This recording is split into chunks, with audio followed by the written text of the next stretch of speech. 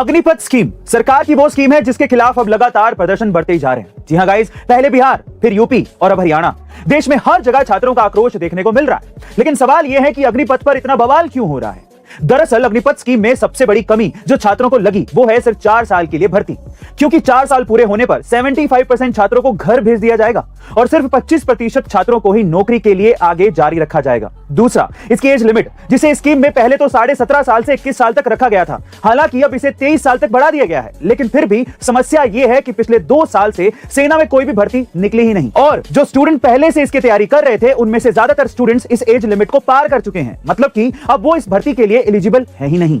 और अब जो हालात देश में चल रहे हैं उसे देखते हुए सरकार को एक बार फिर से इस स्कीम पर जरूर सोचना पड़ेगा। दोस्तों, ये कहानी है झारखंड रांची के चारी गांव के एक मिट्टी के घर में रहने वाली अनीता कुमारी की, जिनका सिलेक्शन हाल ही में फीफा अंडर 17 विश्व कप के नेशनल कोचिंग कैंप के लिए हो गया है। लेकिन यहाँ तक का सफर अनीता कुमारी के लिए बिल्कुल भी आसान नहीं था।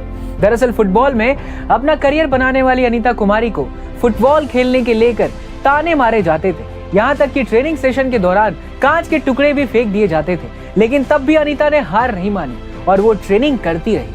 अनीता कुमारी की बहन विनीता ने कहा कि मुझे गर्व है, उसने कई कठिनाइयों का सामना किया क्योंकि उस समय हमारे घर की हालात बहुत ही खराब थे और हमारे पास खाने के लिए सिर्फ चावल थे। दोस्तों, अनीता ने जिस परिस्थितियों में कामयाबी हासिल की है वो काबिले तारीफ है। हमारे देश की इस बिटिया के लिए एक हार्ट तो बनता है। दोस्तों, क्या आप जानते हैं कि एक बार एक शख्स ने ताजमहल, लाल किला और राष्ट्रपति भवन को बेच दिया था। जी हाँ, ये बिल्कुल सच है।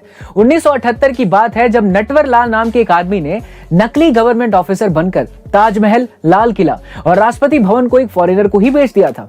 लेकिन अब सवाल ये है कि नटवर लाल ने ये ऐसा किया कैसे। दरअसल नटवर लाल किसी भी आदमी के हाथ की चाल को देखकर उसका सिग्नेचर कॉपी कर लेता था और कहा जाता है कि उसने टाटा, अंबानी जैसे कई बड़े बिजनेसमैन के सिग्नेचर भी कॉपी कर लिए थे।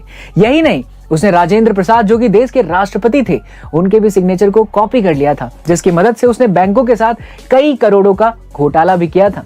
वहीं ताजमहल, लाल किला और राष्ट्रपति भवन को भी एक फॉरेनर को बेच दिया था। वैसे दोस्तों, आपने भी कहीं ना कहीं नटवर लाल का नाम जरूर सुना होगा, जिन पर एक मूवी भी बनी है। उस मूवी का नाम क्या है, कमेंट सेक्शन में जरूर बताइएगा। Guys, popular Korean web series में खेले जाने वाला स्क्विड गेम अब रियल में खेला जाएगा। जी हाँ गाइस, आप ठीक सुन रहे हैं। नेटफ्लिक्स इस वेब सीरीज का रियलिटी शो बनाने जा रहा है जिसका नाम स्क्विड गेम द चैलेंज होगा।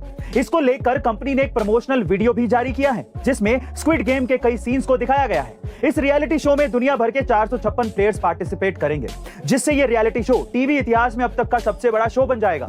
वहीं इसकी इनामी राशि लगभग 36 करोड़ रुपए होगी, जिसे कोई भी प्लेयर जीत सकता है। हालांकि नेटफ्लिक्स ने यह नहीं बताया है कि प्लेयर्स को किस तरह के चैलेंज का सामना करना पड़ेगा, क्योंकि अगर हम वेब सीरीज में देखें तो हारने वाले को गोली मार दी जाती थी। क्योंकि ये रियल लाइफ शो है तो इसमें ऐसा कुछ होने वाला नहीं है, लेकिन फिर भी जो भी होगा बड़ा इंटरेस्टिंग होगा। वैसे गाइस, आपको क्या लगता है कि क्या ये रियलिटी शो अब वेब सीरीज की तरह पॉपुलर हो पाएगा? कमेंट सेक्शन में जरूर लिखेगा और एक अमेजिंग कमेंट को हम लोग पिन करेंगे। क्या पता शायद आपका नंबर आ जाए, तो फटाफट से कमेंट करिए। Thank you.